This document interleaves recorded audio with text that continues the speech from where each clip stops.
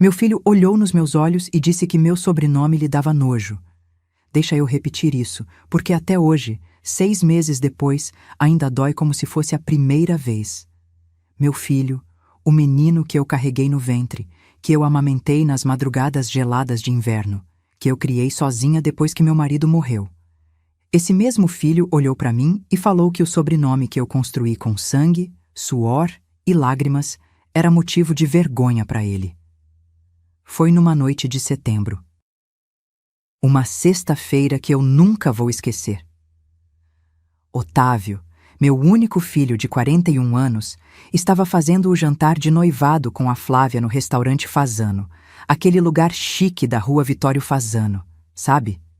Mesas de linho branco, garçons de smoking, champanhe francesa saindo por mais de R$ 800 a garrafa. Eu paguei metade de tudo, claro, como sempre. Estava tudo perfeito demais. Flores importadas decorando as mesas, aquela luz ambiente morna e aconchegante, amigos e familiares vestidos como se fossem para um desfile de moda. Eu escolhi meu melhor vestido azul marinho, aquele que comprei especialmente para a ocasião, coloquei meu broche de ônix, que era da minha mãe, e fui com o coração cheio de esperança. Esperança de quê? De ser incluída, de ser vista, de finalmente importar na vida do meu filho. Mas durante os brindes, Otávio se levantou, pediu a atenção de todos e soltou como quem comenta o cardápio. Pessoal, queria avisar que já dei entrada no processo para mudar meu sobrenome legalmente. Vou passar a me chamar Otávio Sampaio Bittencourt Tavares. É uma homenagem à família da Flávia, que me acolheu de braços abertos. Senti meu estômago revirar. As pessoas aplaudiram, achando lindo, moderno, um gesto de amor. Eu fiquei ali, congelada, segurando a taça de espumante que de repente pesava como chumbo na minha mão. Esperei todo mundo se distrair e puxei o Otávio para o jardim do restaurante. Ainda tinha esperança de que fosse um mal-entendido, sabe? Que ele ia dizer que era só uma formalidade, que não mudava nada entre nós. Mas quando chegamos lá fora, ele acendeu um cigarro, vício novo que eu nem sabia que ele tinha, e olhou para mim com aquele jeito que eu não reconhecia mais. Não era mais meu menino. Era um estranho de terno italiano e relógio suíço. "Mãe, não faça drama", ele disse, soltando a fumaça para o lado. "É só um sobrenome." "Só um sobrenome?" repeti, sentindo minha voz tremer. "Otávio, é o meu sobrenome. É o sobrenome do seu pai. É o nome que eu construí quando ninguém dava nada por mim." Ele riu, um riso seco, sem calor. "Exatamente por isso, mãe. Tavares é nome de quê? De empregada doméstica, de feirante, de gente que rala a vida inteira e nunca chega a lugar nenhum." Eu segurei firme na mureta de pedra para não cambalear. "Você tá falando sério?" "Estou. Sampaio Bittencourt abre portas. É nome de tradição, de família que importa. Meus filhos não vão carregar essa bagagem que você me deu." Naquele momento, eu senti minhas pernas bambearem. O barulho dos carros na rua, a música suave vinda do salão, as luzes da cidade. Tudo ficou distante, abafado, como se eu estivesse debaixo d'água. Ele jogou o cigarro no chão, pisou com a ponta do sapato de verniz e voltou para a festa. Me deixou ali, sozinha, com o coração partido em pedaços tão pequenos que eu nem sabia como ia conseguir juntar de novo.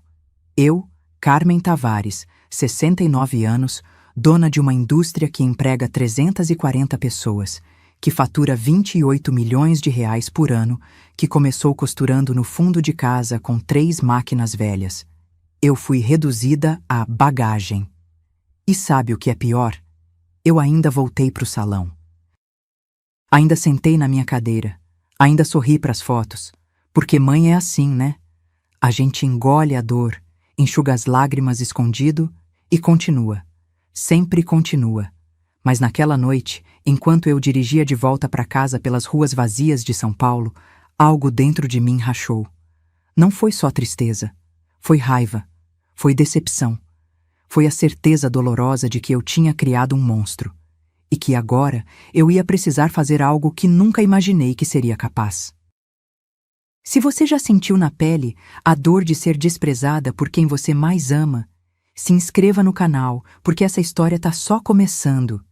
E o que vem a seguir, ninguém esperava. Quando cheguei em casa naquela noite, tirei o vestido azul marinho, pendurei no cabide com cuidado, costume de quem cresceu valorizando cada pedaço de pano, e sentei na beirada da cama. Fiquei ali, olhando para o espelho do guarda-roupa, vendo uma mulher de quase 70 anos que de repente não reconhecia mais a própria história. Como foi que chegamos até aqui? Como foi que meu filho, o menino que eu segurei nos braços enquanto chorava a morte do pai dele, virou esse homem que sente nojo do meu sobrenome? Deixa eu te contar de onde eu vim, porque talvez assim você entenda por que aquela frase doeu tanto. Eu nasci em 1956, num cortiço do bairro São Caetano do Sul, periferia de São Paulo. Minha mãe, Dona Odete, era costureira. Trabalhava em casa numa máquina Singer antiga que fazia um barulho infernal, mas que colocava comida na nossa mesa. Meu pai, seu Joaquim, era mecânico na Volkswagen. Voltava todo dia com as mãos sujas de graxa e o corpo cansado, mas sempre com um sorriso torto no rosto. A gente não tinha nada, mas tinha tudo, entende? Tinha dignidade. Tinha respeito. Tinha um sobrenome que, mesmo simples, significava honestidade. Aos 14 anos, eu já estava costurando junto com minha mãe. Não porque eu quisesse. Eu sonhava em ser professora, em estudar, em ter uma vida diferente. Mas a necessidade não pergunta o que você quer. Ela simplesmente bate na porta e você atende. Aprendi a costurar bainhas, pregar botões, fazer barras invisíveis. Meus dedos ficavam cheios de picadas de agulha, e à noite eu adormecia ouvindo o zumbido daquela máquina velha ecoando na minha cabeça. Aos 19 anos, conheci o Valdeci. Ele era motorista de caminhão, homem trabalhador, de palavra, do tipo que olha nos seus olhos quando promete alguma coisa. Nos casamos numa cerimônia simples na igrejinha do bairro. Meu vestido? Eu mesma fiz, com retalhos que minha mãe tinha guardado durante anos. Valdeci era meu porto seguro.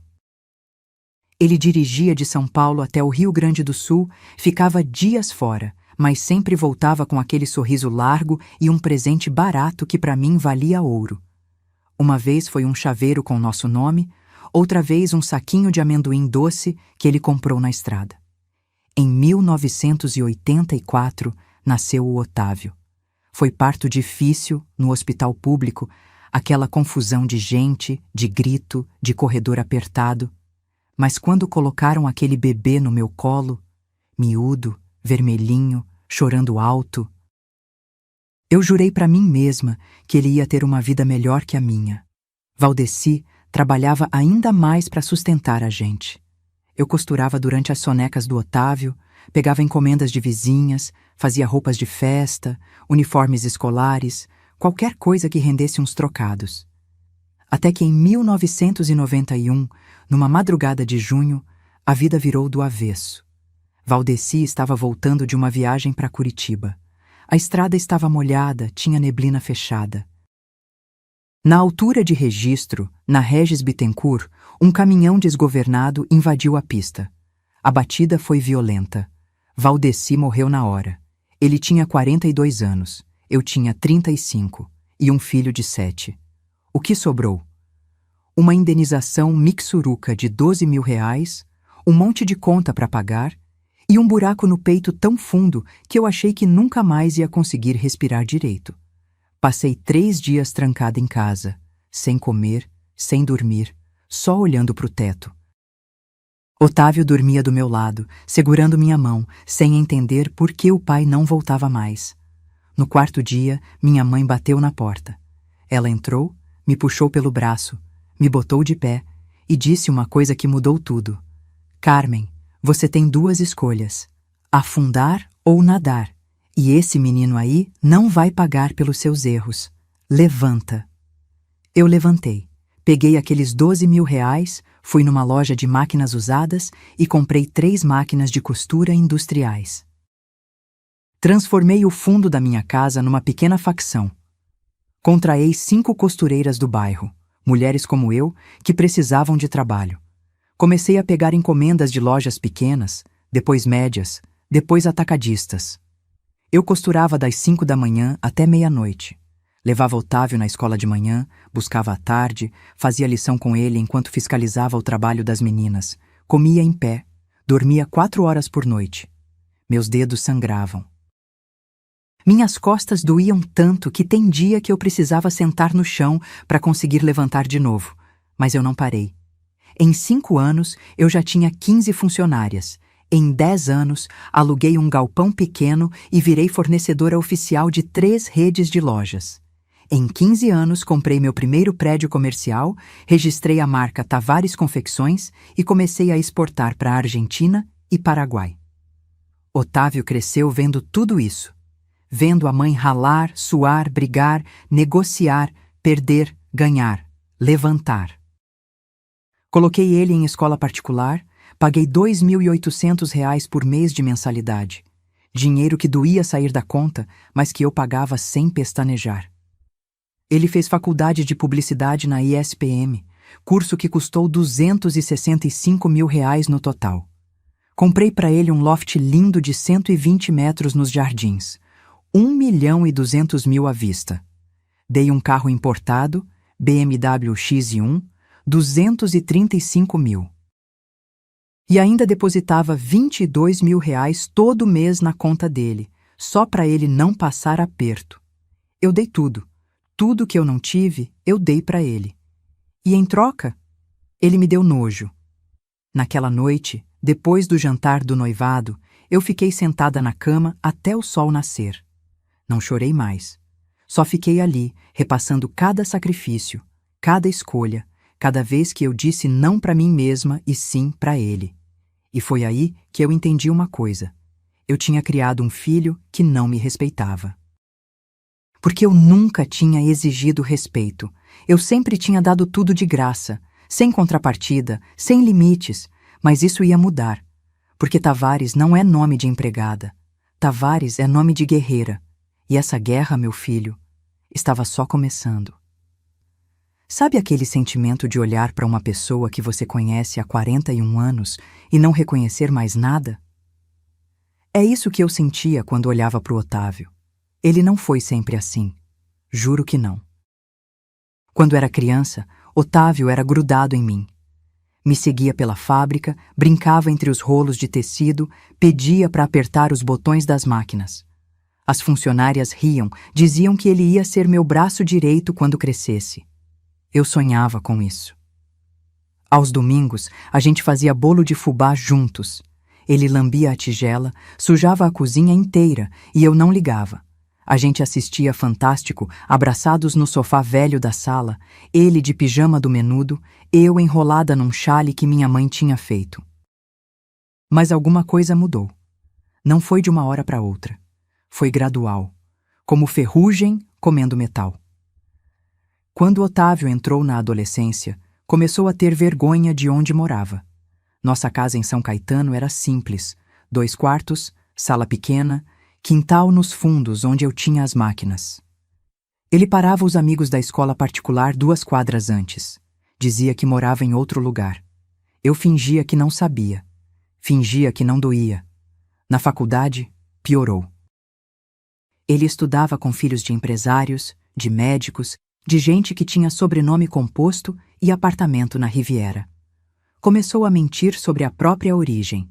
Dizia que a família tinha negócios no setor têxtil, como se eu fosse dona de uma grife italiana, não de uma confecção que começou no fundo de casa. Eu ainda tentava me enganar. Pensava, é fase, vai passar. Quando ele amadurecer, vai entender o valor do que construímos. Mas não passou. Otávio se formou em publicidade, diploma que custou mais de R$ 200 mil. Eu fui na formatura com meu vestido mais bonito, tirei foto com ele de capelo e beca, chorei de orgulho.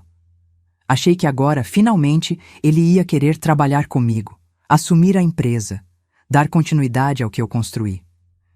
Mas quando sugeri que ele entrasse na Tavares Confecções, Ele fez uma cara como se eu tivesse oferecido veneno. Mãe, eu não nasci para ficar fechado num galpão fedendo a tecido. Eu estudei em faculdade particular. Tenho currículo. Mereço coisa melhor. Coisa melhor. Como se o trabalho que pagou os estudos dele fosse indigno demais para ele tocar. Ele arrumou emprego numa agência de publicidade pequena. Ficou 7 meses. Saiu brigado com o chefe. Arrumou outro emprego, dessa vez numa empresa de eventos. Ficou 5 meses. Disse que o ambiente era tóxico. Depois foi para uma startup de marketing digital. Não durou nem 4 meses. E em cada troca de emprego, adivinha quem segurava as pontas?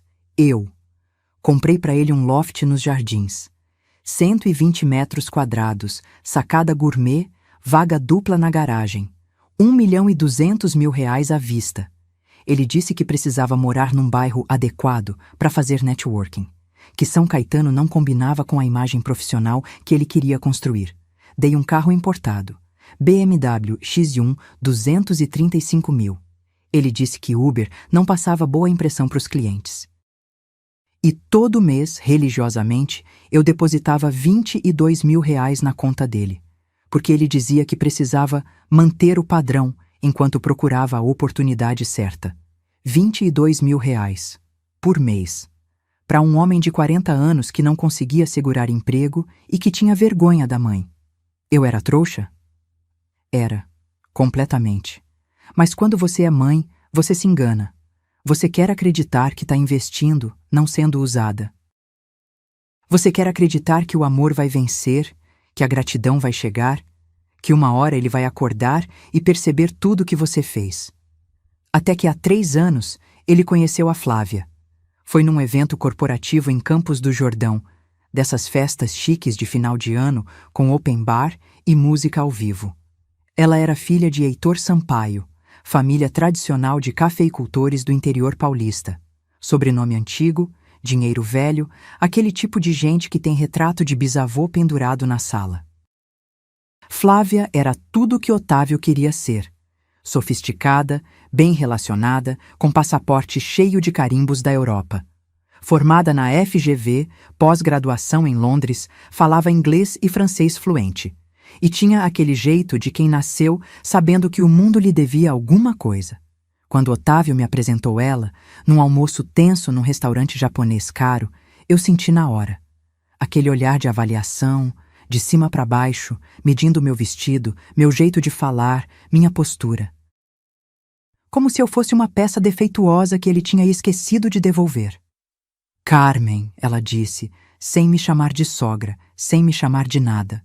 Otávio me contou sobre sua trajetória. Que inspirador, deve ter sido tão trabalhoso, subir na vida sozinha, partindo do zero. Trabalhoso, como se fosse um defeito. E você ainda administra tudo pessoalmente, né? Fiscalizando as costureiras, controlando estoque. Que dedicação! Eu não teria estômago para esse tipo de trabalho braçal. Trabalho braçal. Otávio não defendeu. Não disse nada. Só sorriu, pegou a mão dela por cima da mesa e mudou de assunto. Depois daquele dia, ele começou a sumir. Parou de atender minhas ligações. Parou de aparecer na fábrica. Parou de ir almoçar comigo aos domingos, tradição que a gente tinha desde que ele era pequeno. Quando eu cobrava, ele dizia que estava ocupado, que tinha compromissos sociais, que Flávia tinha uma agenda corrida e ele precisava acompanhar. Até que pararam de me convidar para coisas. Jantares com amigos, festas, eventos. Eu via nas redes sociais. Otávio e Flávia em restaurantes estrelados, em festas de casamento de gente importante, em viagens para Trancoso e Punta del Este. E eu ficava de fora. Minha secretária, a Genilda, mulher que trabalha comigo há 22 anos, chegou para mim uma vez e disse: Dona Carmen, com todo respeito, mas o Otávio tá tirando a senhora da vida dele. Eu fingi que não era verdade. Inventei desculpas. Disse que ele estava crescendo, construindo a vida dele, que era natural. Mas no fundo, eu sabia. Meu filho tinha vergonha de mim. E aquela noite no Fasano, quando ele disse que meu sobrenome lhe dava nojo, foi só a confirmação em voz alta do que eu já vinha sentindo há anos. Ele não me via como mãe, me via como passado, como algo que precisava ser apagado, reescrito, substituído por uma versão mais palatável, mais aceitável para o círculo social que ele queria frequentar. E sabe o que é mais triste? É que eu ainda pagava por tudo. O loft? Meu. O carro? Meu. A mesada? Minha. Até a festa de noivado que ele usou para me humilhar, eu paguei metade. Eu era a patrocinadora da minha própria exclusão. Mas aquela noite, quando cheguei em casa depois do jantar, eu tomei uma decisão. Não ia mais ser mãe trouxe. Não ia mais aceitar migalhas de atenção. Não ia mais pagar para ser desprezada. Se meu filho queria virar Sampaio Bittencourt e esquecer que era Tavares, tudo bem. Mas ele ia descobrir quanto custa essa escolha. Tem gente que é ruim de longe. Você vê chegando, sente o cheiro do veneno antes mesmo de ouvir a primeira palavra. Flávia não. Flávia era do tipo que envenena sorrindo, que enfia a faca nas suas costas enquanto te abraça. E o pior, ninguém percebia. Todo mundo achava ela maravilhosa. A primeira vez que botei os olhos nela foi numa foto que Otávio postou no Instagram. Ela estava de vestido branco, cabelo liso escorrido pelos ombros, óculos escuros de grife, sorriso perfeito. Legenda: com meu amor no café girondino. Lugar chique, gente bonita, vida de revista. Pensei, que moça bonita. Tomara que faça meu filho feliz. Que idiota eu fui. Nosso primeiro encontro foi marcado pelo Otávio. Almoço num restaurante japonês na Alameda Lorena, daqueles que você precisa tirar os sapatos na entrada e que o menu não tem preço. Quando não tem preço, é porque é absurdamente caro. Flávia chegou atrasada 20 minutos. Entrou como se estivesse desfilando, cumprimentou Otávio com beijo na boca, demorado, teatral, e só depois olhou para mim. Você deve ser a Carmen, disse ela, sem me chamar de sogra, sem me estender a mão. Só aquele sorriso de revista, branco demais para ser verdadeiro. Prazer, Flávia, respondi, tentando ser educada. Otávio fala muito de você. Imagino, ela disse, sentando com elegância estudada. Ele vive grudado em mim, é fofo demais. Durante o almoço, ela comandou tudo. Escolheu os pratos, pediu o saquê mais caro, falou sem parar sobre as viagens que fazia, os eventos que frequentava, as pessoas importantes que conhecia. Semana passada estive num jantar beneficente com o pessoal da Daslu. Minha mãe é muito amiga da organizadora, sabe como é. A gente sempre apoia essas causas. Causas, como se fosse missionária. E aí ela virou para mim, com aquele sorrisinho de canto de boca, e soltou.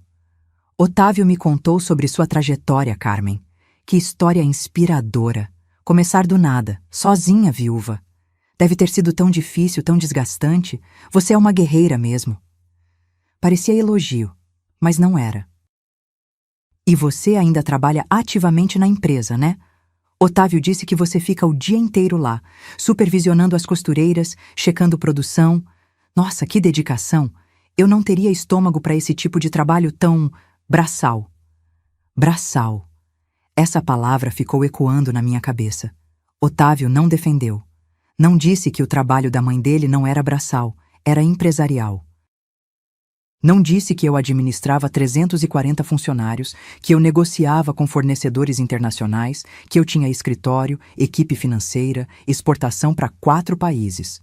Ele só sorriu, pegou a mão dela e disse: É, amor, minha mãe sempre foi muito mão na massa. Mão na massa, como se eu fosse padeira. Engoli seco, sorri, mudei de assunto. Porque mãe faz isso, né? Engole humilhação e continua sorrindo. Mas as farpas não pararam. No outro encontro, num chá da tarde na casa da mãe dela, mansão em Alphaville, portão elétrico, 5 empregados, Flávia me mostrou a casa toda, cada cômodo uma propaganda de dinheiro antigo. Essa cristaleira é herança da minha bisavó francesa. Esse piano é um Bösendorfer. Trouxemos da Áustria. Esse quadro é de um pintor que você provavelmente não conhece, mas é bem conceituado na Europa. Em cada frase, uma alfinetada, como se dissesse: você nunca vai pertencer a esse mundo. E na sala, olhando as fotos de família penduradas na parede, ela comentou: Otávio me contou que vocês moravam numa casa de 2 cômodos quando ele era pequeno. Que experiência formadora, né?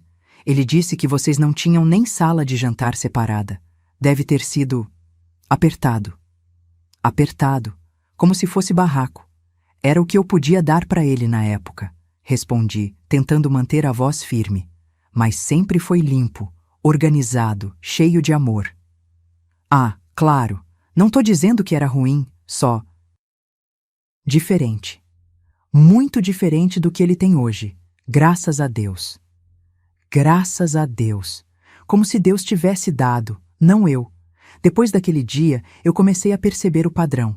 Flávia vivia postando fotos com Otávio em lugares caros, restaurantes de R$ 1.500 por pessoa, hotéis fazenda em Campos do Jordão, viagens para Búzios, Trancoso, Punta del Este. Sempre bem vestidos, sempre sorrindo, sempre parecendo casal de propaganda de perfume. E quem pagava? Otávio. Com o dinheiro que eu depositava na conta dele. Eu não sou boba. Contratei a Genilda, minha gerente financeira, para investigar discretamente. Ela tem contatos, sabe fuçar sem levantar suspeita. E o que ela descobriu me deixou gelada. Flávia Sampaio Bittencourt, a moça de sobrenome chique, de família tradicional, estava afogada em dívidas. R$ 680 mil. Cartões de crédito estourados em 6 bandeiras diferentes. Empréstimos pessoais em 3 bancos. Cheque especial no vermelho. Tudo para sustentar uma vida que ela não tinha condições de pagar. As bolsas Hermès, parceladas em 18 vezes. As viagens, financiadas. O apartamento onde ela morava, alugado, não era dela. Até o carro, um Mercedes conversível que ela adorava ostentar, estava com 3 parcelas atrasadas no banco. Flávia Sampaio Bittencourt era uma mentira ambulante. Mas a pior descoberta veio depois. Genilda conseguiu acesso aos e-mails que Otávio usava no computador da empresa. Ele tinha o péssimo hábito de misturar vida pessoal e trabalho. E lá, em conversas com um advogado, estava tudo escancarado. Flávia tinha um plano: casar com Otávio, convencê-lo a ajudar a mãe a descansar, fazer ela assinar procurações da empresa, assumir o controle da Tavares Confecções e vender tudo. Tinha até proposta: um grupo chinês interessado em comprar a fábrica por R$ 32 milhões. Flávia já tinha calculado quanto sobraria depois dos impostos, cerca de 23 milhões líquidos. E o plano dela era investir em negócios mais sofisticados, um eufemismo para pagar as dívidas dela e bancar a vida de luxo que ela fingia ter. Minha empresa. Aquela que eu construí costurando até sangrar. Aquela que empregava 340 famílias. Aquela que tinha meu sobrenome, o sobrenome que meu filho dizia sentir nojo. Ela queria destruir tudo, e Otávio estava do lado dela. Quando Genilda me mostrou os e-mails impressos, eu senti algo que nunca tinha sentido antes. Não era só raiva, não era só tristeza. Era uma mistura de asco, decepção e uma frieza mortal subindo pela espinha. Eu tinha dado a vida inteira pelo meu filho. E ele estava vendendo essa vida para pagar as dívidas de uma mulher vazia que se escondia atrás de sobrenomes que nem eram mais dela de verdade. Naquela noite, sozinha no escritório da fábrica, com aqueles e-mails espalhados na mesa, eu tomei uma decisão. Não ia confrontar. Não ia chorar. Não ia implorar. Ia planejar. Porque gente como Flávia e Otávio só entendem uma língua: consequência. E eu ia falar essa língua fluentemente. E tem decisões que você toma com o coração partido, e tem decisões que você toma com o coração congelado. A minha foi a segunda. 2 meses antes do casamento, numa terça-feira de manhã, eu estava no escritório da fábrica revisando planilhas de exportação quando meu celular tocou. Era a Genilda. Dona Carmen, preciso falar com a senhora. Urgente, pessoalmente. O tom dela era sério demais. Genilda não é de drama. Em 22 anos trabalhando comigo, ela sempre foi direta, prática, pé no chão. Se ela disse urgente, era urgente. Vem agora, respondi. 15 minutos depois, ela entrou no meu escritório com uma pasta marrom debaixo do braço e cara de quem não dormiu direito. Fechou a porta, puxou a cadeira para perto da minha mesa e respirou fundo antes de falar. A senhora vai precisar sentar com calma para ouvir isso, ela disse. Eu já estava sentada, mas entendi o recado. Fala, Genilda. Ela abriu a pasta.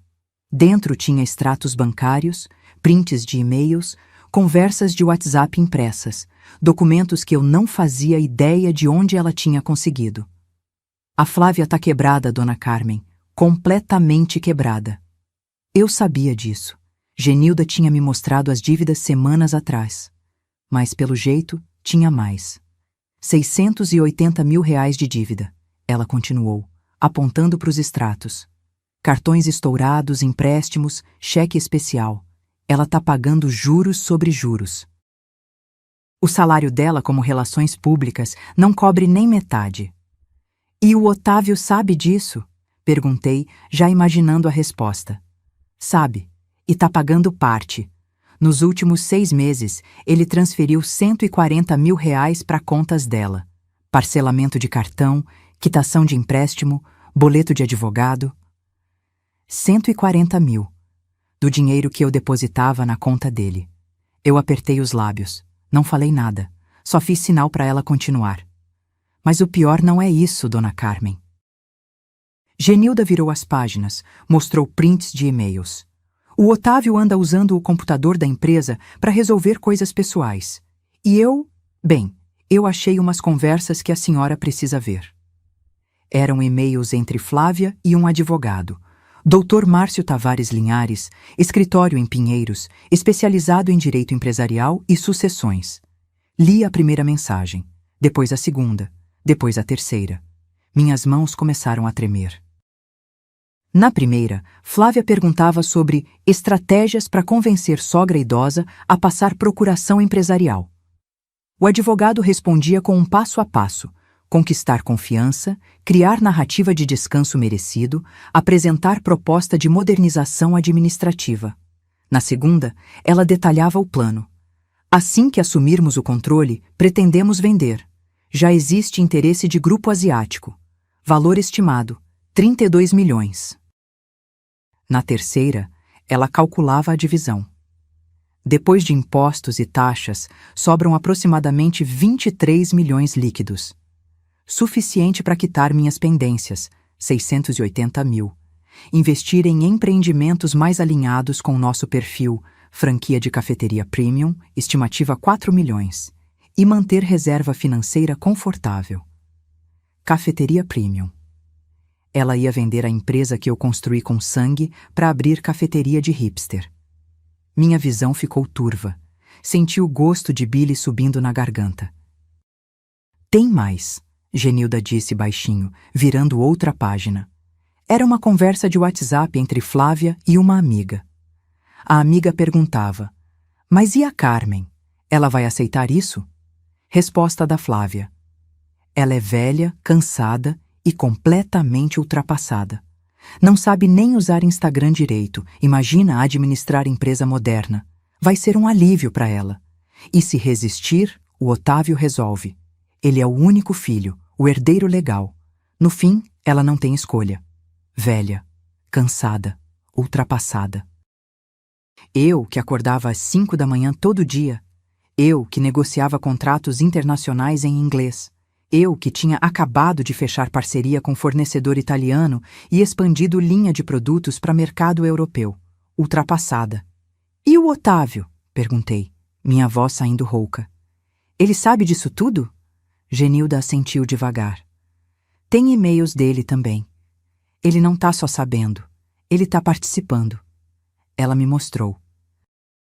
Numa mensagem para o mesmo advogado, Otávio escrevia: minha mãe é teimosa, mas eu sei como lidar com ela.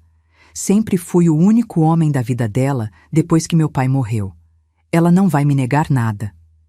Eu sempre fui o único homem da vida dela. Como se isso fosse arma. Como se meu amor de mãe fosse fraqueza que ele podia explorar. Noutra mensagem para Flávia. Depois que a gente vender, nunca mais vou precisar pisar naquele galpão. Nunca mais vou ter que ouvir barulho de máquina de costura. Nunca mais vou ter que fingir que me importo com produção de camiseta básica. Finalmente vou poder viver como eu mereço. Como ele merecia. Meu filho, que nunca trabalhou um dia inteiro na vida. Que nunca pagou uma conta sozinho. Que morava em imóvel que eu comprei. Dirigia carro que eu dei. Comia em restaurante caro com dinheiro que eu depositava. Ele merecia. Fechei os olhos, respirei fundo, contei até 10. Quando abri de novo, olhei para Genilda. Ela estava me observando com aquela cara de pena misturada com raiva. Conhecia ela há tanto tempo que sabia exatamente o que passava na cabeça dela. Dona Carmen, ela disse devagar, a senhora não pode deixar isso acontecer. Essa empresa é sua vida. São 340 famílias que dependem daqui. Não é só dinheiro, é legado. Ela tinha razão, mas não era só isso. Era princípio, era dignidade. Era uma mãe sendo usada, manipulada, descartada pelo próprio filho. E eu não ia deixar barato. Genilda, eu disse, minha voz saindo firme agora, preciso que você me faça um favor. Guardas essas cópias em lugar seguro. Ninguém pode saber que a gente tem isso. Ninguém. Ela franziu a testa. A senhora não vai confrontar eles? Vou, mas não ainda. Peguei meu celular, procurei um contato. Antes eu preciso ter certeza de uma coisa. Liguei para o Dr. Antônio César Borges. Advogado tributarista, amigo de 25 anos, homem de confiança absoluta. Antônio, preciso de você. Hoje. Agora. Ele ouviu o tom da minha voz e não fez perguntas. Estarei aí em 1 hora. Desliguei. Olhei de novo para as mensagens impressas. Releio a parte onde Flávia me chamava de velha ultrapassada. Onde Otávio dizia que eu não tinha escolha. E eu sorri. Não era sorriso alegre. Era sorriso de quem acabou de entender o jogo e decidiu jogar para vencer. Porque eles estavam certos numa coisa. Eu era velha. Tinha 69 anos. Mãos enrugadas, cabelo grisalho, corpo cansado de décadas de trabalho duro. Mas velha não significa burra. Velha não significa fraca. Velha significa experiente. Significa que eu já vi gente pior que eles tentando me derrubar e falhando. E se eles achavam que iam me usar, me descartar, destruir tudo que eu construí e ainda ficarem ricos com isso, bom, eles iam descobrir quanto custa subestimar uma mulher que começou do zero. Quanto custa trair quem te deu tudo. Quanto custa sentir nojo do sobrenome que te salvou. Dr. Antônio César chegou na fábrica 2 horas depois. Homem alto, cabelo branco bem cortado, terno cinza impecável, pasta de couro debaixo do braço. Conhecia ele desde que eu era uma costureira autônoma, tentando registrar minha primeira marca. Ele me ajudou de graça naquela época, porque acreditou em mim quando ninguém acreditava. Nos sentamos no meu escritório. Genilda trouxe café. Fechamos a porta. Mostrei tudo para ele. Os e-mails, as conversas, os extratos, o plano inteiro deles, destrinchado em papel. Ele leu em silêncio, o rosto ficando cada vez mais sério. Quando terminou, tirou os óculos, esfregou os olhos e soltou um suspiro longo. Carmen, isso é traição mesmo. Não tem outro nome. Eu sei, respondi, segurando a xícara de café com as 2 mãos para disfarçar o tremor. E eu preciso de uma solução. Legal, definitiva. Ele pensou por uns segundos, depois pegou uma caneta e começou a fazer anotações.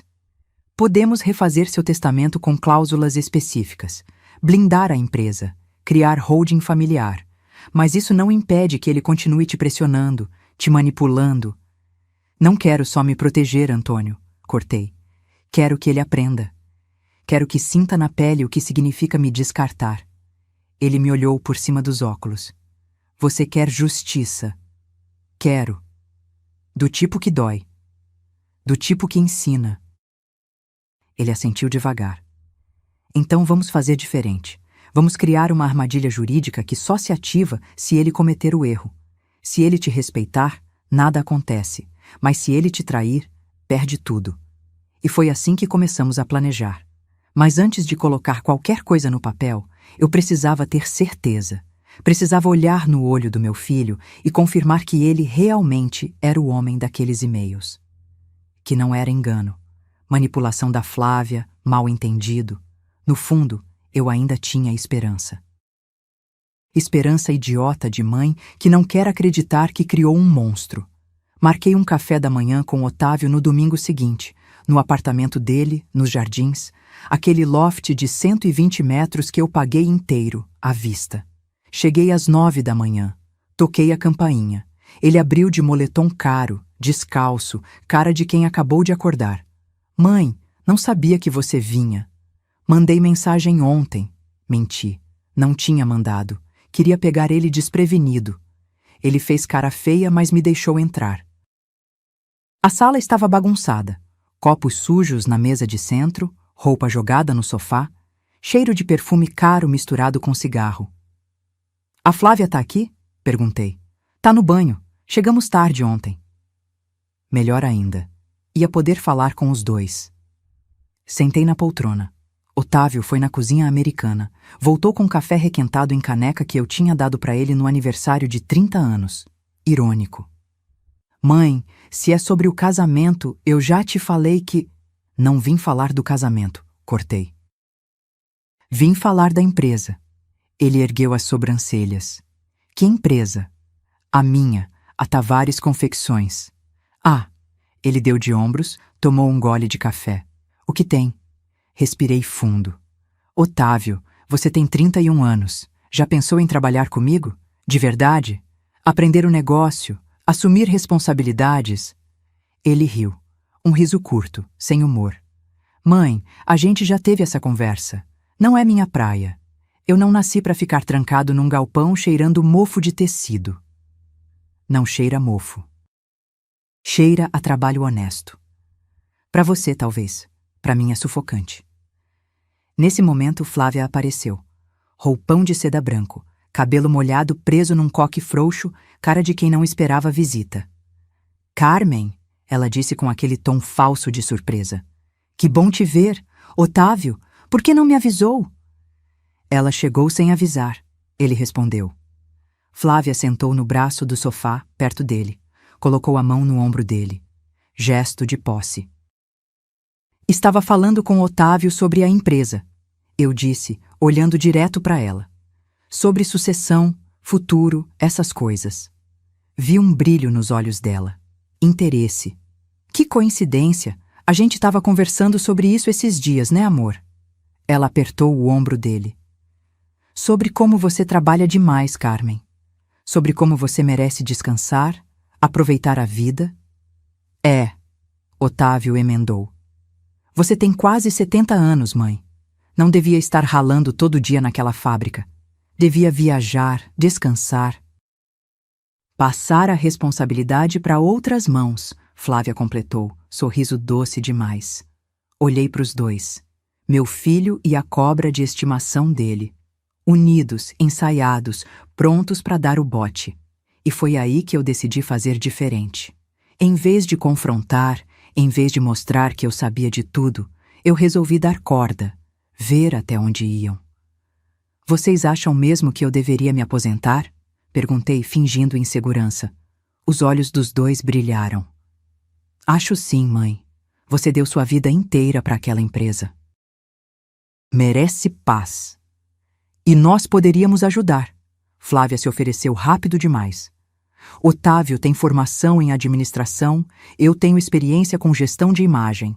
Poderíamos modernizar a marca, expandir para o digital. Vender, Otávio disse de repente, e Flávia virou para ele com um olhar de aviso. Ele corrigiu. Ou seja, buscar novos horizontes, investidores, parcerias estratégicas. Parcerias estratégicas. Que jeito bonito de dizer, vender tudo e embolsar o dinheiro. Fiquei em silêncio. Fingi que estava pensando. Deixei o silêncio pesar, até que Otávio se inclinou para frente. Mãe, você confia em mim? Aquela pergunta doeu mais que qualquer coisa que ele tinha dito até então, porque a resposta era não. Eu não confiava, não mais, mas eu disse, você é meu filho, Otávio, claro que confio. Ele sorriu, aquele sorriso que eu conhecia desde que ele era criança, quando conseguia o que queria. Então deixa eu te ajudar, deixa a gente cuidar disso. Você assina umas procurações, passa a gestão para mim e fica tranquila, sem preocupação, só aproveitando a vida. Procurações. Exatamente como estava nos e-mails. Olhei para Flávia. Ela estava com aquele sorriso de gato que engoliu o canário, pensando que tinha me convencido, que eu era velha boba, cansada, manipulável. Levantei devagar. Peguei minha bolsa. Vou pensar, eu disse. Mas mãe. Vou pensar, Otávio, repeti, mais firme. É uma decisão importante. Preciso avaliar com calma. Ele ficou frustrado. Flávia tentou insistir, mas eu já estava na porta. Saí daquele apartamento com o coração partido de um jeito diferente. Não era mais dúvida, era certeza. Meu filho não me amava, não me respeitava, me via como obstáculo entre ele e o dinheiro que achava que merecia. E Flávia? Era só a isca, mas ele tinha mordido voluntariamente. No elevador descendo, olhei para o meu reflexo no espelho. Mulher de 69 anos, cabelo grisalho, rugas ao redor dos olhos, mãos calejadas de tanto trabalho. Velha ultrapassada, foi o que ela disse. Sorri para o meu reflexo. Vamos ver quem é ultrapassada, sussurrei, porque eu tinha acabado de dar a eles exatamente o que queriam: esperança. E agora ia arrancar essa esperança pela raiz. Passei 3 dias sem conseguir comer direito. 3 noites acordando de madrugada, olhando para o teto do quarto, repassando cada momento da minha vida com Otávio. Onde foi que eu errei? Foi quando dei tudo sem pedir nada em troca? Foi quando aceitei ser tratada como segunda opção? Foi quando deixei ele crescer achando que o mundo lhe devia alguma coisa? Na 4ª noite, levantei da cama às 3 da manhã. Fui para a cozinha, fiz chá de camomila, sentei na mesa onde Otávio fazia lição de casa quando era pequeno. Ainda lembrava dele ali, língua para fora, concentrado, me pedindo ajuda com matemática. Onde foi que aquele menino se perdeu? Mas de madrugada, sozinha naquela cozinha silenciosa, eu tive uma revelação. O menino não se perdeu, ele nunca existiu. Eu que inventei um filho na minha cabeça. Um filho grato, amoroso, que um dia ia reconhecer meus sacrifícios. Mas esse filho era fantasia minha. O Otávio real sempre foi egoísta, mimado, interesseiro. Eu só não quis enxergar, mas agora eu enxergava. E com clareza total. Terminei o chá, lavei a xícara, voltei para o quarto. E quando deitei de novo, algo tinha mudado dentro de mim. A dor tinha virado gelo. A tristeza tinha virado estratégia. Meu filho queria me usar? Tudo bem. Eu ia deixar ele pensar que conseguiu. Na segunda-feira de manhã, liguei para o Dr. Antônio César. Antônio, vamos executar. Nos encontramos no escritório dele, um prédio comercial na Paulista, sala com estante cheia de códigos e livros de direito. Ele já tinha tudo preparado. Refiz seu testamento, ele explicou, mostrando os documentos. Estrutura completamente nova. Você continua proprietária de 100% das ações da Tavares Confecções, mas agora existe uma holding familiar controladora. E a cláusula? Ele sorriu. Aquele sorriso fino de quem gosta de xadrez jurídico. A cláusula é uma obra de arte, Carmen. Escuta isso. Qualquer descendente direto seu que, por vontade própria, renuncie ao sobrenome Tavares, o substitua legalmente ou o coloque em posição secundária através de mudança oficial de nome, automaticamente perde todo e qualquer direito sucessório sobre seu patrimônio empresarial, imobiliário e financeiro.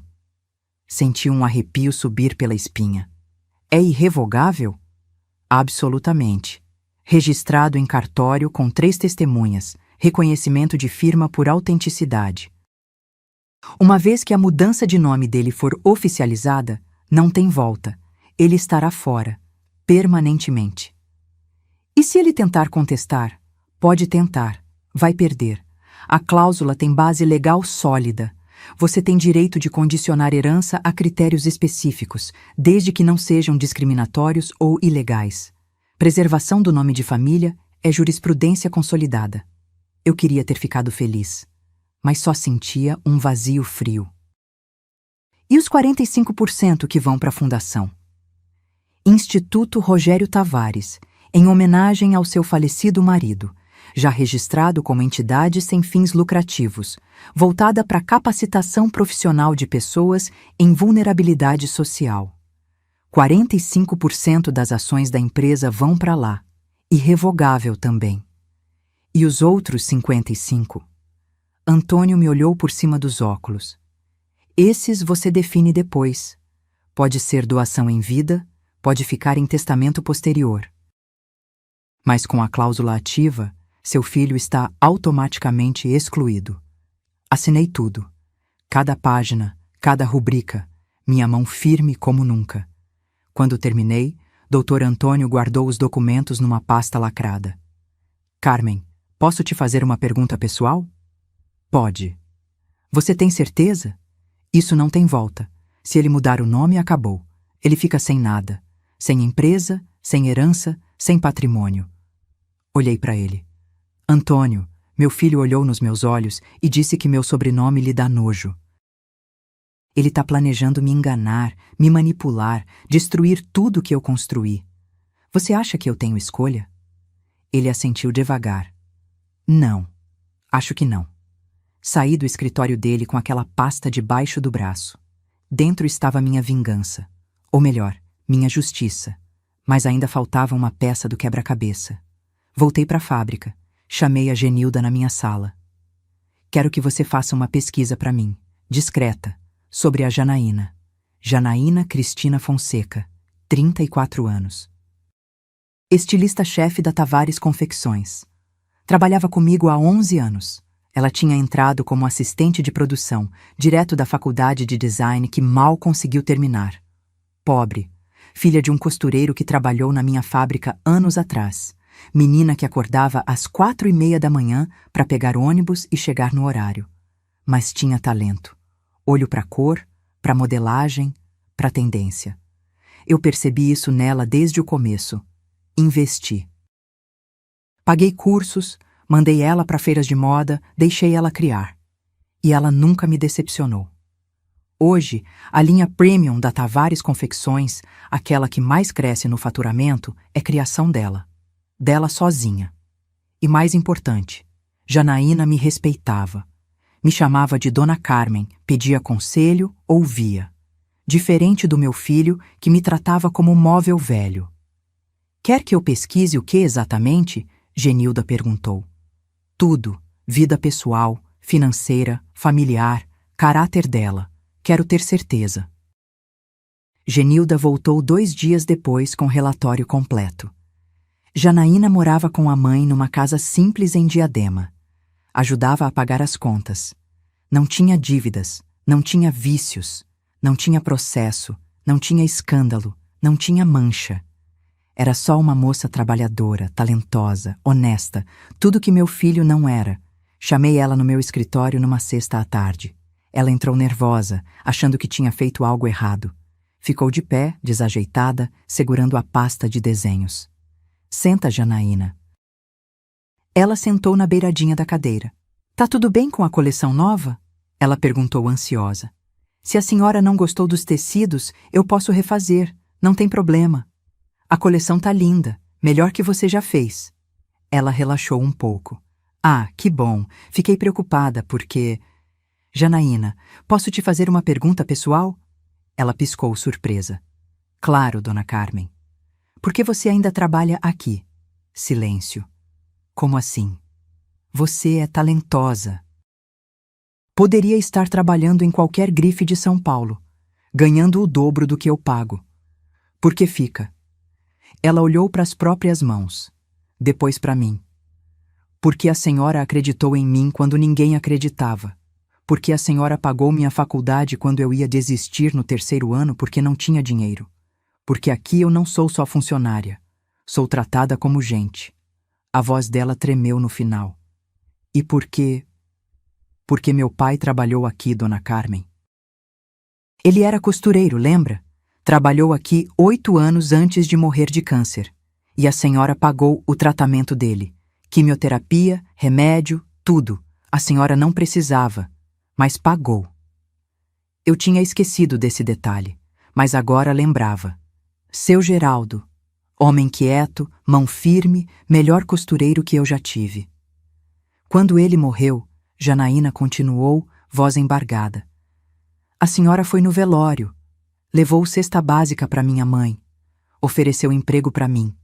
A senhora salvou minha família, Dona Carmen. Engoli seco. Por isso eu nunca vou embora, ela concluiu. Porque lealdade se paga com lealdade. Fiquei olhando para ela. Essa moça de 34 anos, com talento nas mãos e gratidão no coração. E pensei no meu filho de 41, com diploma caro e nojo do meu sobrenome. Janaína, tenho uma proposta para você. Mas antes precisa ser sincera comigo. O que você acha do Otávio? Ela ficou vermelha, desconfortável. Dona Carmen, eu não sei se devo... Fala, não vai ter consequência. Prometo. Ela respirou fundo. Eu acho ele ingrato.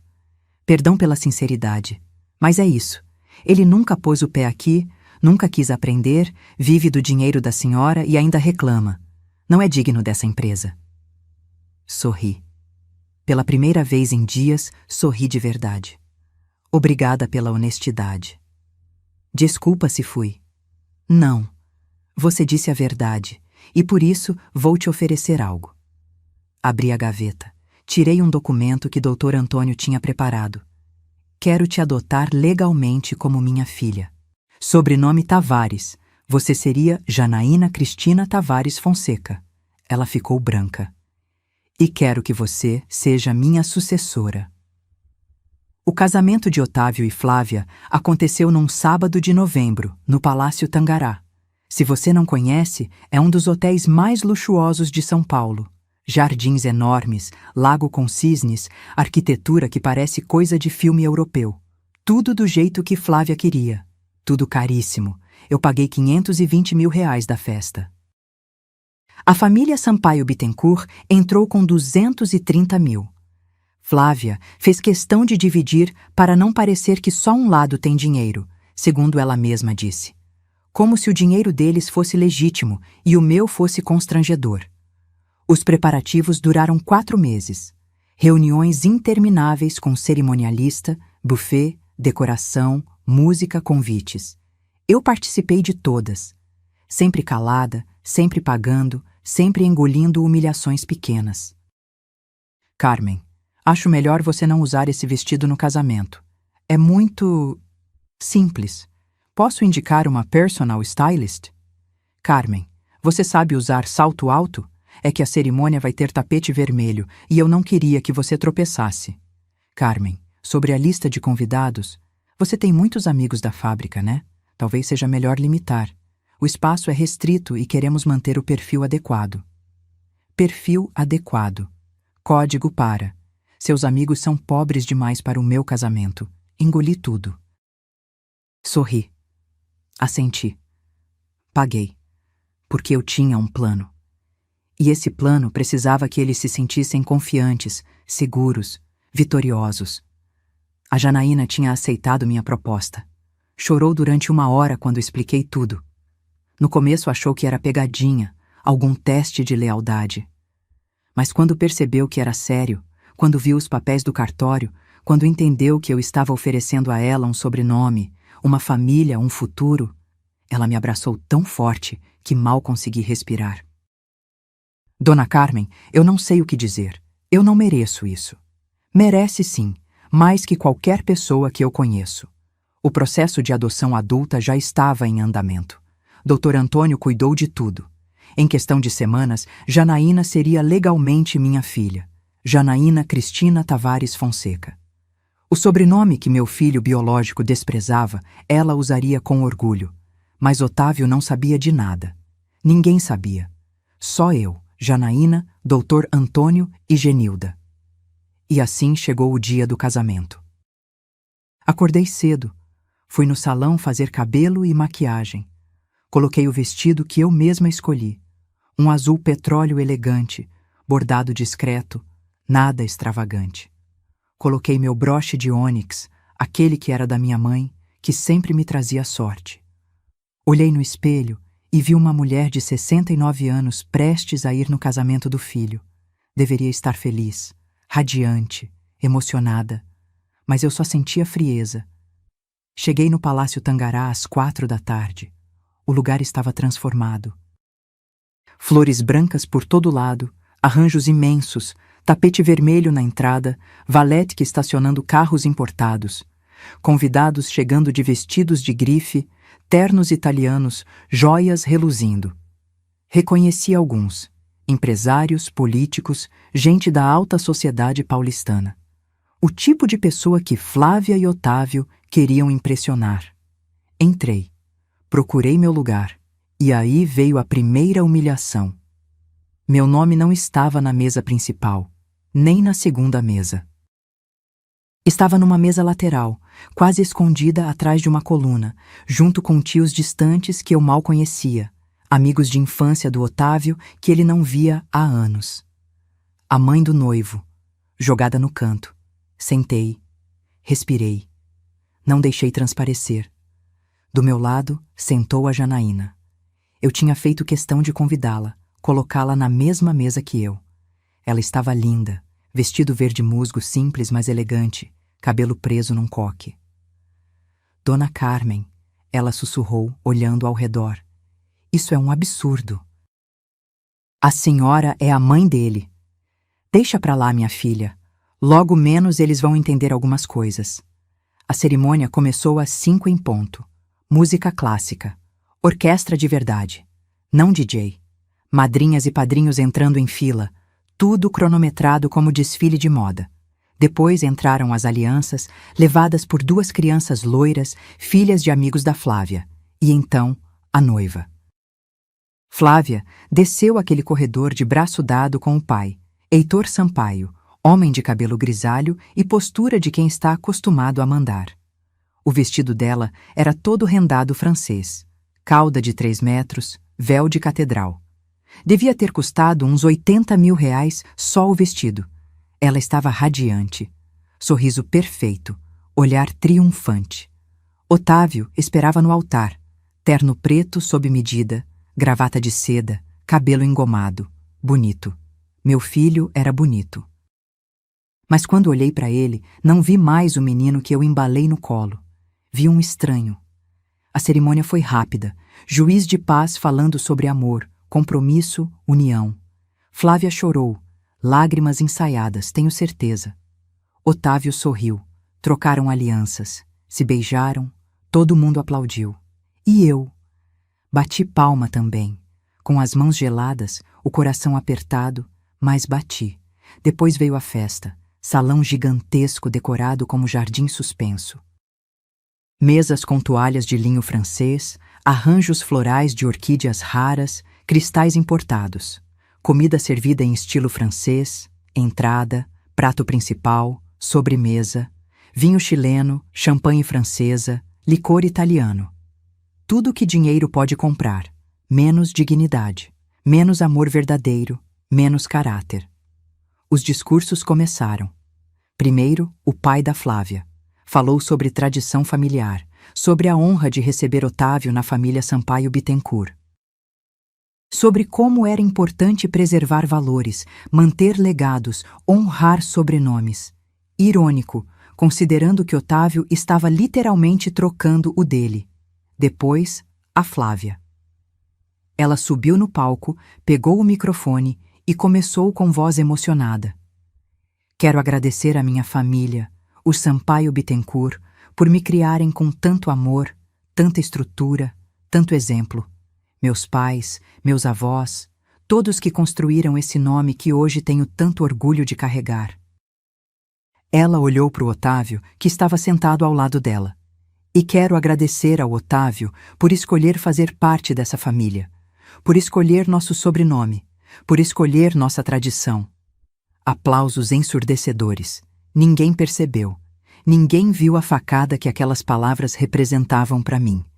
Mas eu vi. E senti. Então foi a vez do Otávio. Ele se levantou, pegou o microfone, respirou fundo. Hoje é um dia de recomeço para mim. Um dia de mudança, de evolução, de me tornar o homem que sempre quis ser. Ele puxou um papel do bolso do paletó. Inclusive, quero aproveitar esse momento especial para compartilhar com todos vocês uma decisão importante. Oficialmente, a partir de amanhã, meu nome será Otávio Sampaio Bittencourt Tavares.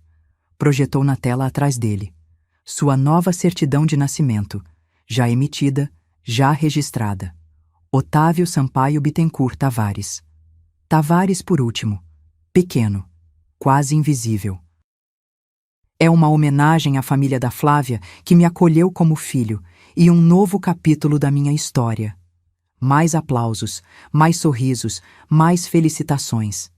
Eu fiquei sentada, imóvel, olhando aquele documento projetado. Ele tinha feito, oficialmente, legalmente, sem volta. A cláusula tinha sido ativada. Janaína segurou minha mão por baixo da mesa. Dona Carmen, ela sussurrou. Agora? Eu balancei a cabeça devagar. Ainda não. Deixa eles aproveitarem mais um pouco. Porque a queda seria muito mais dolorosa se eles estivessem no topo da montanha quando despencassem. A festa continuou. Jantar servido, bolo de 6 andares cortado, valsa dos noivos enquanto todo mundo fotografava. Flávia e Otávio dançavam como casal de capa de revista. Ela com aquele vestido caríssimo, ele com o sorriso de quem acabou de ganhar na loteria. E, de certa forma, eles achavam que tinham ganho. Eu comi pouco. O bife Wellington devia estar delicioso, mas tinha gosto de cinza na minha boca. Bebi meia taça de vinho. Precisava estar completamente sóbria para o que vinha a seguir. Janaína estava nervosa do meu lado. Mexia no guardanapo, olhava para mim de tempos em tempos, esperando algum sinal. Calma, eu sussurrei. Falta pouco. Depois da valsa, o DJ assumiu. Música animada, pista de dança cheia, Otávio e Flávia no centro de tudo, rodeados de amigos, tirando selfies, rindo alto. Foi quando me levantei. Janaína me olhou. Agora? Agora. Caminhei até o técnico de som. Rapaz novo, não devia ter mais de 25 anos, fone de ouvido no pescoço, controlando o notebook. Moço, preciso de um favor. Quanto custa para você me dar o microfone por 5 minutos? Ele olhou confuso. A senhora quer fazer um discurso? Quero. Mas já passou a hora dos discursos, senhora. A cerimonialista disse que... Tirei 5 notas de R$ 100 da bolsa. Coloquei na mão dele. 5 minutos. É sobre meu filho. Sou a mãe do noivo. Ele olhou para o dinheiro, olhou para mim, assentiu. Tá bom, mas depois não me responsabilizo se a cerimonialista ficar brava. Não vai ficar. Prometo. Ele abaixou o volume da música gradualmente, pegou o microfone, bateu nele para testar. O som ecoou no salão inteiro. As pessoas na pista pararam de dançar. Olharam para o palco, curiosas. Otávio franziu a testa lá do outro lado do salão. Flávia tinha aquela cara de quem percebe que algo está errado. Subi os 3 degraus até o pequeno palco onde o DJ trabalhava. Peguei o microfone. Minha mão não tremeu. Boa noite a todos. Comecei, voz firme, clara. Sei que não está programado, mas gostaria de alguns minutos da atenção de vocês. Sou Carmen Tavares, mãe do noivo. Otávio começou a caminhar na minha direção, cara de pânico. Flávia vinha atrás dele. Mas eu continuei. Hoje é um dia especial. Meu filho se casou com uma mulher que ele ama. E oficializou uma mudança de nome que ele desejava há muito tempo. Pausa. Otávio Sampaio Bittencourt Tavares. Bonito, né? Algumas pessoas riram, achando que era piada carinhosa de mãe. Mas tem uma coisa que vocês não sabem. Uma cláusula. Um detalhe jurídico que acho importante compartilhar nesse momento tão feliz. Otávio estava a 3 metros de mim agora. Mãe, o que você está fazendo? Ignorei ele. Continuei olhando para os convidados. Há 4 meses, refiz meu testamento. Sou dona da Tavares Confecções, empresa que fatura 28 milhões de reais por ano, que emprega 340 funcionários. Empresa que eu construí sozinha, do zero, depois que enviuvei. O salão estava completamente silencioso agora. Você podia ouvir gelo derretendo nos copos. No Novo Testamento, criei uma cláusula muito clara. Qualquer descendente direto meu que renuncie ao sobrenome Tavares o substitua legalmente ou o coloque em posição secundária. Automaticamente perde todo e qualquer direito sobre meu patrimônio. Otávio ficou branco. Branco como a toalha da mesa. Branco como o vestido da Flávia. E hoje, continuei, voz cada vez mais firme, meu filho oficializou legalmente a mudança do nome dele para Otávio Sampaio Bittencourt Tavares. Tavares, por último. Em posição secundária, Flávia tentou pegar o microfone da minha mão. Carmen, isso não é hora nem lugar para... Dei um passo para trás. Ela não conseguiu alcançar. Portanto, conforme registrado em cartório há 4 meses, com validade legal irrevogável, meu filho acaba de renunciar a toda a herança. Ele não receberá 1 centavo da empresa. Não receberá imóveis. Não receberá investimentos. Nada. O salão explodiu em sussurros. Gente se virando para olhar para o Otávio, que estava paralisado no meio da pista de dança como estátua de sal. Mãe, ele gritou, finalmente reagindo. Você não pode fazer isso. Eu sou seu único filho. Não mais, respondi. E dessa vez, sorri. Fiz sinal para Janaína. Ela se levantou lá da nossa mesa no canto, desajeitada, vermelha de nervoso, mas veio. Quando chegou perto de mim, estendi a mão. Ela segurou. Quero apresentar a todos vocês Janaína Cristina Tavares Fonseca. Estilista-chefe da minha empresa há 11 anos. E agora, legalmente, minha filha adotiva. Mais sussurros. Mais choque. Câmeras de celular começando a gravar tudo. Janaína receberá 55% das ações da Tavares Confecções. Ela receberá meu apartamento em Riviera de São Lourenço, avaliado em 2.100.000 reais. Ela receberá este broche de ônix, herança de minha mãe, que usei no meu próprio casamento. Tirei o broche do vestido. Prendei no vestido dela. Janaína estava chorando. Otávio subiu no palco. Tentou arrancar o microfone da minha mão. Isso é loucura. Você não pode fazer isso comigo. Eu sou seu sangue. Olhei para ele, nos olhos, aqueles olhos que eu conhecia desde o dia que ele nasceu. Sangue não significa nada, Otávio. Você mesmo me ensinou isso.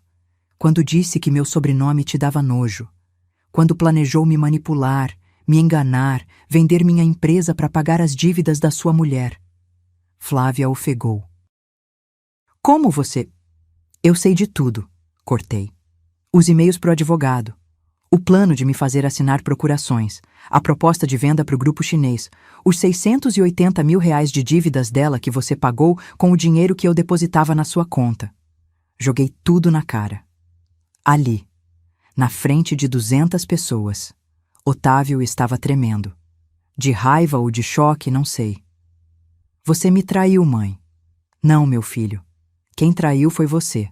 Eu só cobrei o preço. Ele olhou para Flávia. Ela olhou para ele. E naquele segundo, vi o relacionamento deles rachando ao meio. Você disse que ela ia aceitar. Flávia gritou com ele. Você disse que era só pressionar um pouco, que ela ia ceder. Cala a boca! Ele berrou de volta. O casamento estava desmoronando ali mesmo, na frente de todo mundo. Mas eu não tinha terminado.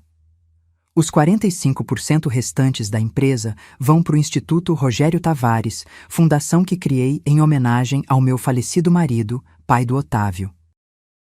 Um homem que, diferente do filho dele, tinha honra. Devolvi o microfone para o DJ. Desci do palco. Otávio me seguiu, agarrou meu braço. Mãe, para com isso. A gente pode conversar, resolver isso. Eu tiro meu nome de novo, volto a ser só Tavares, qualquer coisa, mas não faz isso comigo. Olhei para o braço dele segurando o meu. Depois olhei para ele. Tira a mão de mim. Mãe. Eu disse para tirar. Ele soltou. Você fez sua escolha, Otávio. Escolheu um sobrenome que abre portas. Escolheu uma mulher que te usa. Escolheu dinheiro fácil em vez de trabalho honesto. Agora vive com essas escolhas. Virei as costas. Janaína veio comigo. Andamos até a saída do salão. 200 pessoas olhando em silêncio total. Na porta, parei. Olhei para trás uma última vez. Otávio estava no meio da pista de dança, sozinho, terno amarrotado, cara de quem perdeu tudo. Flávia estava sentada numa cadeira, cabeça entre as mãos, véu de noiva caído no chão. Os convidados sussurravam, filmavam, tiravam foto. O casamento perfeito tinha virado circo. E eu senti uma coisa estranha. Não era alegria, não era tristeza, era libertação. Vamos, minha filha, eu disse para Janaína. Aqui não é mais nosso lugar. Saímos juntas. Mãe e filha. Não de sangue, mas de escolha. E escolha, eu aprendi, vale muito mais. Os dias seguintes foram uma tempestade. Na manhã de domingo, um dia depois do casamento, meu telefone não parou de tocar. Ligações de Otávio. 17 chamadas perdidas antes das 9 da manhã. Mensagens em caixa alta, cheias de desespero. Mãe, atende! Precisamos conversar. Você não pode fazer isso comigo. Eu vou processar. Bloqueei o número dele. Flávia também tentou. 5 ligações, 2 mensagens. A segunda dizia: Carmen, isso é vingança barata. Você está destruindo seu próprio filho por orgulho. Que tipo de mãe faz isso? Bloqueei ela também. Na segunda-feira de manhã, Dr. Antônio César ligou. Carmen, o advogado do Otávio entrou em contato. Querem contestar o testamento. Podem tentar, respondi, tomando café na cozinha, olhando pela janela. Não vão conseguir. Eu sei, já avisei, a cláusula é blindada, mas ele está desesperado. Disse que vai alegar coação, manipulação, que você não estava em perfeito juízo quando assinou. Ri. Um riso seco. Tenho laudo médico de 2 meses atrás. Check-up completo. Perfeita saúde mental. 3 testemunhas no cartório que podem confirmar que eu estava lúcida e consciente. Ele não tem caso. Eu sei. Só estou te avisando que vai ficar feio. Ele vai tentar de tudo. Deixa tentar. E ele tentou. Na terça-feira, Otávio apareceu na fábrica. Os seguranças não deixaram ele entrar. Ele ficou no portão gritando, fazendo escândalo, até que ameaçaram chamar a polícia. Foi embora. Na quarta, mandou uma carta. 5 páginas manuscritas. Começava com Mãe querida e terminava com Seu filho que te ama. No meio, era uma mistura de pedidos de desculpa, acusações, promessas, ameaças veladas. Guardei a carta numa gaveta. Não respondi. Na sexta, ele tentou outra tática. Apareceu na minha casa à noite. Tinha a chave ainda, presente que dei quando ele tinha 20 anos, mas eu tinha trocado todas as fechaduras na segunda-feira. Ele tocou a campainha 40 minutos seguidos. Gritou da calçada. Vizinhos começaram a olhar pelas janelas. Finalmente foi embora. No sábado seguinte, uma semana depois do casamento, Genilda me ligou. Dona Carmen, tem uma notícia. Não sei se é boa ou ruim.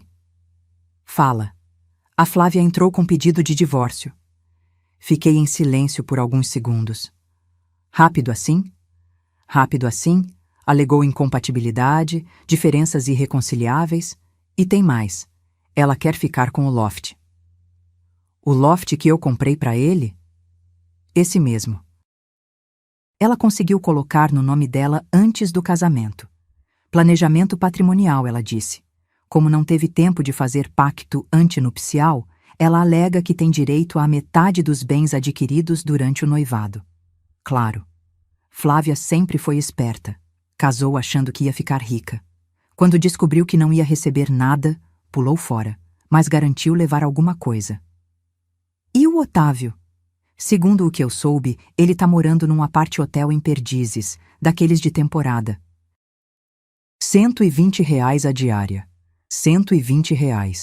Meu filho, que vivia com 22 mil por mês, estava num quarto de apart-hotel barato. Deveria sentir pena. Deveria, mas não sentia. E o carro? Perguntei. Devolveu, não consegue pagar as parcelas, tá andando de Uber. O BMW que eu dei, devolvido. Ele conseguiu emprego? Tentou, mas tá difícil. O vídeo do casamento viralizou nas redes sociais. Mais de 2 milhões de visualizações. Tem gente comentando, compartilhando, fazendo meme. Ele ficou conhecido como o filho ingrato. Empresas não querem contratar. Aquilo me surpreendeu. Não esperava que a história se espalhasse tanto. E a Flávia? Sumiu, deletou as redes sociais, dizem que voltou para a casa dos pais no interior. 2 meses se passaram. Otávio continuava tentando contato. Mas os intervalos foram ficando maiores. Primeiro, ligava todo dia. Depois, dia sim, dia não. Depois, uma vez por semana. As mensagens mudaram de tom também. Deixaram de ser acusatórias e viraram suplicantes. Mãe, eu não tenho mais ninguém. Mãe, eu errei. Eu sei que errei. Mãe, eu só queria que você me perdoasse. Não precisa me dar nada. Só queria conversar. Mas eu não respondia. Porque perdão não é automático. Perdão não é obrigatório. E perdão, principalmente, não apaga consequências. Enquanto isso, a vida continuava. Janaína assumiu oficialmente a diretoria da Tavares Confecções. Mudamos a estrutura administrativa inteira. Ela trouxe ideias novas, energia nova, respeito verdadeiro pela história da empresa. Lançamos uma linha de roupas sustentáveis, feitas com tecidos orgânicos, produção consciente. Virou sucesso imediato. Matérias em revistas especializadas, elogios de influenciadores, pedidos de fora do país. O faturamento cresceu 31% nos primeiros 3 meses sob gestão dela. 31%. Mais do que Otávio, com todo o seu diploma e arrogância, jamais teria conseguido. Abrimos uma filial em Fortaleza. Geramos 85 novos empregos. O Instituto Rogério Tavares expandiu. Passou a oferecer cursos não só de costura, mas de estilismo, modelagem, gestão de moda. A empresa que Otávio queria vender estava florescendo. E ele estava afundando. 3 meses após o casamento, Genilda me trouxe outra notícia. Dona Carmen, o Otávio conseguiu emprego. Olhei para ela. Onde? Numa agência pequena de marketing, gerente de contas. Salário, 9.500 por mês. 9.500. Menos da metade da mesada que eu dava para ele. E como ele tá? Genilda suspirou. Magro, cabelo comprido, barba mal feita. Vi ele outro dia na rua, perto da fábrica. Acho que ele fica rondando por aqui às vezes. Meu coração apertou. Só um pouquinho. Mas apertou. Ele te viu? Viu, acenou. Eu fingi que não vi e entrei rápido. Silêncio. Fiz errado, Dona Carmen? Não. Você é minha funcionária. Não pode ficar misturando as coisas. Mas naquela noite, sozinha em casa, eu pensei em Otávio magro, barbudo, acenando para Genilda na rua. E pela primeira vez em meses, senti algo parecido com... Não sei, não era pena. Talvez fosse luto. Luto pelo filho que eu achei que tinha, mas que nunca existiu. 4 meses depois do casamento, recebi uma carta registrada. Não era de Otávio. Era do advogado dele, oficializando a desistência da contestação judicial. Não tinham base legal, reconheciam a validade do testamento, encerravam o caso. Acabou. Legalmente, definitivamente, acabou. Otávio não era mais meu herdeiro. Não tinha mais direito a nada. E não havia mais volta. Naquela noite, Abri uma garrafa de vinho. Não para comemorar, para processar. Janaína tinha ido embora mais cedo. A casa estava silenciosa. Sentei na varanda, olhando o jardim escuro, as árvores balançando com o vento. Pensei em tudo o que aconteceu, nas escolhas, nas consequências, na justiça que eu mesma apliquei. E me perguntei: valeu a pena? A resposta veio rápida, clara, sem hesitação. Sim, porque eu não destruí meu filho. Ele se destruiu sozinho. Eu só recusei ser destruída junto. E se isso me faz mãe ruim, tudo bem. Prefiro ser mãe ruim e mulher digna do que mãe perfeita e capacho de filho ingrato. 6 meses depois daquela noite no Palácio Tangará, eu estava sentada num café em Florença, Itália, olhando a Ponte Vecchio enquanto tomava um cappuccino que custou 6 euros e valeu cada centavo. Florença. Eu, Carmen Tavares, que passei 40 anos da minha vida sem sair do estado de São Paulo, estava na Toscana. Foi ideia da Janaína. 2 semanas depois de assumir oficialmente a diretoria, ela entrou no meu escritório com um envelope. Dona Carmen, comprei uma coisa para a senhora. Dentro tinha uma passagem aérea. São Paulo-Roma. 1ª classe. Data aberta. Janaína, o que é isso? A senhora vai viajar, vai conhecer a Europa, vai viver.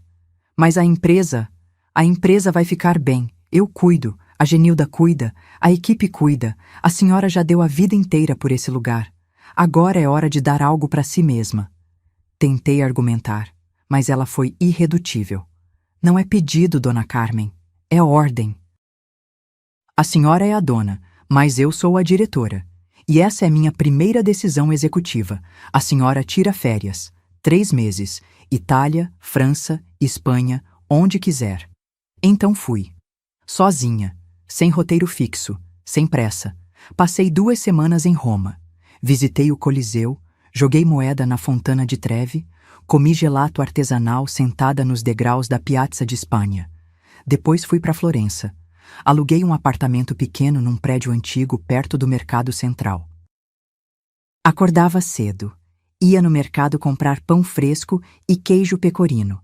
Voltava para casa e tomava café devagar, olhando pela janela as ruas de paralelepípedo.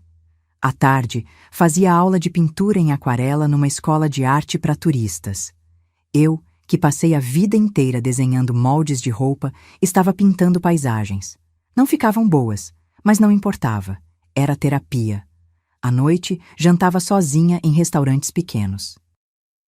Massa feita na hora, vinho tinto barato, mas gostoso, conversa com o garçom que falava 3 palavras de português e achava graça do meu italiano inexistente. Pela primeira vez, em 69 anos, eu estava vivendo só para mim. Não tinha que acordar às 5 da manhã para fiscalizar produção. Não tinha que resolver crise de fornecedor. Não tinha que pensar em planilha, em estoque, em prazo de entrega. E, principalmente, não tinha que pensar em filho ingrato. Claro que Otávio ainda ocupava um espaço na minha cabeça. Você não apaga 41 anos de história. Você não esquece um filho, por pior que ele seja. Mas a dor tinha mudado. Antes era ferida aberta, sangrando, doendo a cada respiração. Agora era cicatriz. Ainda estava lá, ainda incomodava quando eu tocava. Mas eu conseguia viver com ela. Uma tarde, sentada naquele café em frente à Ponte Vecchio, meu celular tocou. Era a Janaína, ligação de vídeo.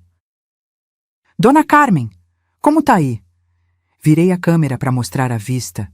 Ela soltou um grito. Que lindo! A senhora tá parecendo outra pessoa.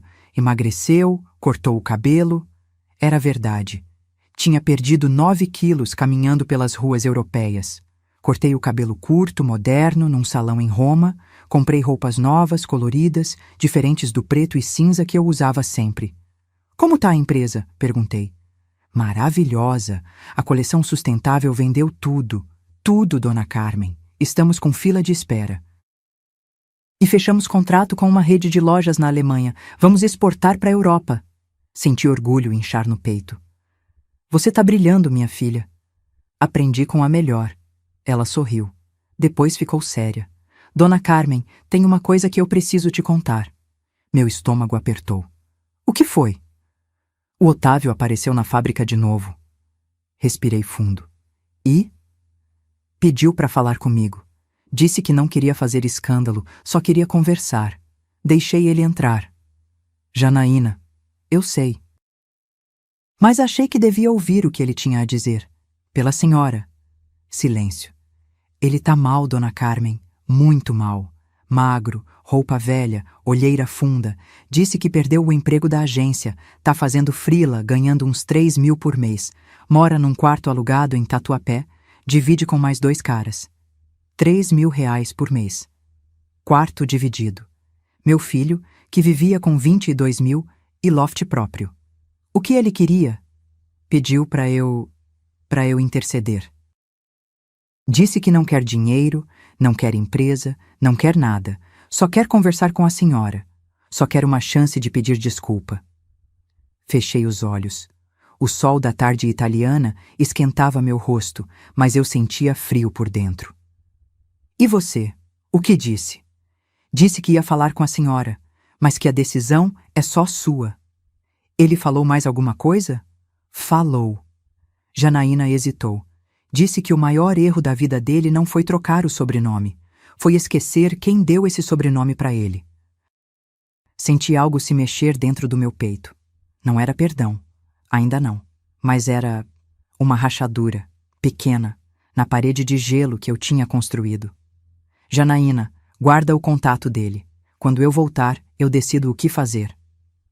Tá bom, Dona Carmen. Desligamos.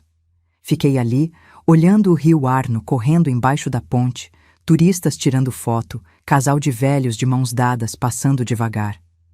Pensei no Otávio, no homem quebrado que ele tinha virado, nas consequências das próprias escolhas. Parte de mim, aquela parte mãe que nunca morre, queria correr de volta para o Brasil, abraçar ele, dizer que tudo ia ficar bem. Mas a outra parte, a parte mulher, a parte que sobreviveu, que construiu, que se recusou a ser pisada, sabia que perdão fácil não ensina nada. Se eu voltasse agora, se eu o resgatasse agora, ele não teria aprendido. Seria só mais um ciclo de erro e salvação. Então decidi. Ia terminar minha viagem. Ia viver esses 3 meses que Janaína me deu. Ia pintar mal, comer bem, caminhar sem destino. E quando voltasse, aí sim ia decidir se queria ter uma conversa com meu filho. Não para perdoar, não ainda, mas talvez para ouvir. Porque às vezes, ouvir já é o primeiro passo. Às vezes. Terminei meu cappuccino, paguei a conta, levantei e caminhei pelas ruas estreitas de Florença, me perdendo de propósito, descobrindo vielas que não estavam no mapa turístico. E pela primeira vez em décadas me senti leve, livre, inteira. Eu tinha perdido um filho. Mas tinha ganhado uma filha. Tinha ganhado dignidade. Tinha ganhado a mim mesma de volta. E descobri algo importante. Você pode amar alguém à distância. Você pode desejar o melhor para alguém sem deixar que essa pessoa te destrua. Amor não é sacrifício sem fim. Amor não é aceitar humilhação. Amor não é dar tudo e não receber nada. Amor verdadeiro tem limites, tem respeito, tem reciprocidade. E se meu filho um dia aprendesse isso, se ele um dia virasse homem de verdade? Bem, talvez aí a gente pudesse tentar de novo. Mas por enquanto? Por enquanto, eu estava bem. Eu, Carmen Tavares. A mulher que começou costurando no fundo de casa. A mulher que construiu o império quando disseram que ela não conseguiria. A mulher que teve coragem de dizer não para o próprio filho quando precisou. Tavares nunca foi nome de empregada. Tavares sempre foi nome de guerreira. E essa guerreira estava apenas começando a viver. Voltei para o Brasil em março, quase 4 meses depois que tinha saído. O avião pousou em Guarulhos numa manhã de quinta-feira. Céu nublado, aquele cheiro de São Paulo que você só reconhece quando volta de fora. Mistura de asfalto molhado, poluição e nostalgia. Janaína me buscou no aeroporto. Quando me viu saindo do desembarque internacional, quase não me reconheceu. Dona Carmen, A senhora tá diferente. Eu estava mesmo. Cabelo curto pintado com mechas loiras, coragem que arranjei num salão em Paris. Óculos de sol novos, roupa mais moderna, sorriso mais fácil no rosto. Viajar faz bem, eu disse, abraçando ela. No caminho para casa, ela me atualizou sobre tudo. A empresa bateu recorde de faturamento. A filial de Fortaleza estava indo tão bem que já planejavam uma segunda, em Recife. O Instituto Rogério Tavares tinha formado a primeira turma de 50 alunos, todos já empregados. E o Otávio? Perguntei, a pergunta saindo mais fácil do que eu esperava. Janaína olhou para mim de soslaio, dirigindo pela marginal. Ele melhorou um pouco. Conseguiu emprego fixo, gerente de mídias sociais numa startup pequena, 8.000 por mês. Não é muito, mas é honesto. Ele tentou contato de novo? Uma vez, há 2 semanas, mandou uma carta para a fábrica endereçada para a senhora. Guardei. Quando cheguei em casa, Janaína me entregou o envelope. Papel simples, letra manuscrita. Endereço escrito com cuidado, sem erro, como se cada palavra importasse. Esperei ela ir embora para abrir. A carta tinha 3 páginas. Letra miúda, algumas palavras borradas. Lágrimas, talvez. Começava assim: Mãe, não sei se a senhora vai ler isso. Não sei se eu mereço que leia. Mas preciso escrever, nem que seja só para organizar meus próprios pensamentos. Eu destruí tudo. Não foi a senhora. Fui eu. Passei 6 meses culpando todo mundo. Culpando a senhora, a Flávia, o destino, qualquer coisa. Mas no fundo, eu sempre soube. A culpa era minha. Eu tinha tudo. Uma mãe que me amava incondicionalmente. Uma empresa construída com sacrifício, pronta para ser minha. Um sobrenome que carregava história, suor, dignidade. E o que eu fiz? Cuspi em tudo. Não porque a Flávia me manipulou, embora ela tenha tentado, mas porque eu já era egoísta, vazio, arrogante antes dela. Ela só mostrou quem eu sempre fui. Hoje eu moro num quarto de 20 metros quadrados. Divido banheiro com 2 desconhecidos. Acordo às 6 da manhã para pegar ônibus lotado. Ganho 8.000 reais que mal pagam aluguel, comida, contas. E sabe de uma coisa? Pela primeira vez na minha vida, eu entendo o que a senhora passou. Entendo o que é trabalhar de verdade. O que é ganhar dinheiro honesto. O que é olhar no espelho e respeitar o homem que está ali. Não tô te pedindo nada, mãe. Não quero dinheiro. Não quero empresa. Não quero herança. Só queria que a senhora soubesse. Eu entendi. Entendi que Tavares nunca foi nome vergonhoso. Era eu que era vergonhoso. Entendi que a senhora não me traiu. Eu que te traí primeiro. E entendi que, se eu tiver sorte, talvez daqui a muito tempo, depois de provar que mudei de verdade, talvez a senhora me dê não o que eu quero, mas o que eu nunca soube valorizar. Uma conversa, um café, uma chance de ser filho de novo. Não filho herdeiro, não filho interesseiro, só filho. Com amor e arrependimento, Otávio Tavares, porque Sampaio Bittencourt nunca foi meu de verdade. Terminei de ler. Dobrei a carta devagar. Coloquei de volta no envelope. Não chorei, mas senti algo se mover dentro de mim, como gelo começando a derreter. Fiquei 3 dias pensando. No 4º dia, liguei para ele. Atendeu no 2º toque. Voz ansiosa, assustada. Mãe! Oi, Otávio. Silêncio do outro lado. Ouvi ele respirar fundo, tentando se controlar. Eu não acreditei quando vi seu nome na tela. Recebi sua carta. E quero te ver, sábado, 10 da manhã, na padaria perto da sua antiga casa em São Caetano, aquela que a gente ia quando você era pequeno. Eu vou estar lá, mãe, prometo. Otávio. Sim? Não chegue atrasado. Desliguei. Sábado chegou. Acordei cedo, me arrumei simples, calça jeans, blusa branca, tênis. Dirigi até São Caetano, bairro que eu não visitava há anos. A padaria estava do mesmo jeito. Cheiro de pão francês saindo do forno, mesas de fórmica, Cafezinho servido em xícara pequena. Cheguei 5 minutos adiantada. Otávio já estava lá. Sentado numa mesa do canto, roupa simples mas limpa, cabelo cortado, barba feita.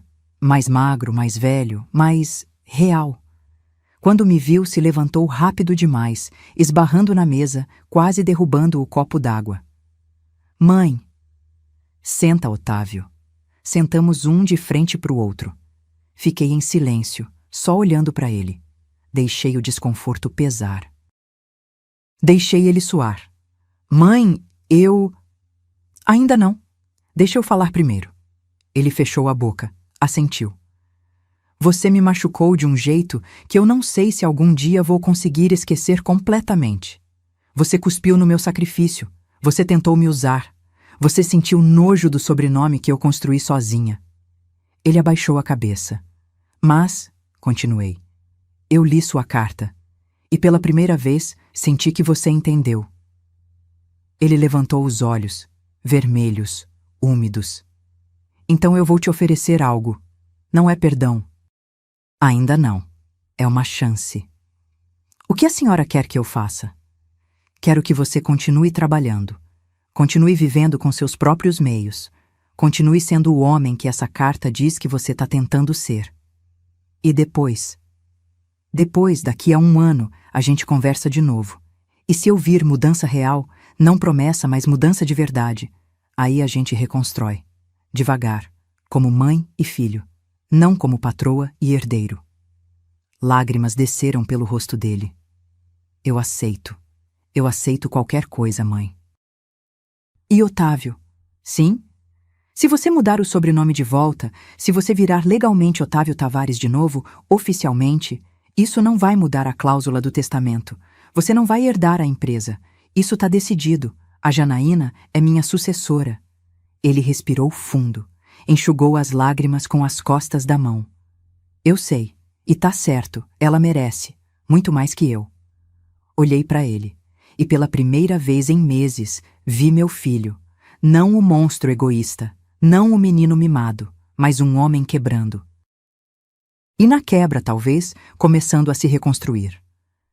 Então a gente se vê daqui a 1 ano, eu disse, me levantando. Ele se levantou também. Hesitou. Depois perguntou, voz pequena. Posso te abraçar? Pensei por 3 segundos. Então abri os braços. Ele me abraçou. Forte, apertado, como não abraçava desde criança. E naquele abraço desajeitado, numa padaria simples de São Caetano, senti que talvez, só talvez, a gente conseguisse encontrar um caminho de volta. Não para o que era antes. Isso tinha morrido. Mas para algo novo, algo construído em cima de verdade, de respeito, de consequências aprendidas.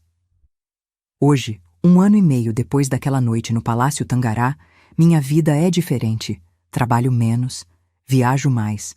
Namoro o seu Durval, dono da livraria, homem gentil que me trata como rainha. A Tavares Confecções fatura 36 milhões por ano sob gestão da Janaína. O Instituto Rogério Tavares já formou 200 pessoas. E o Otávio? Ele cumpriu. Trabalha, vive honestamente, nos falamos a cada 2 semanas, almoçamos juntos 1 vez por mês. Ele não é meu herdeiro. Nunca será. Mas talvez um dia volte a ser meu filho. E isso é o suficiente. Se essa história tocou seu coração, se você já passou por algo parecido, deixe aqui nos comentários de onde você está assistindo. Curta esse vídeo e se inscreva no canal para continuar recebendo histórias reais de vida, de luta, de mulheres que se recusaram a ser pisadas, porque dignidade não se negocia. E sobrenome se honra. Até a próxima história.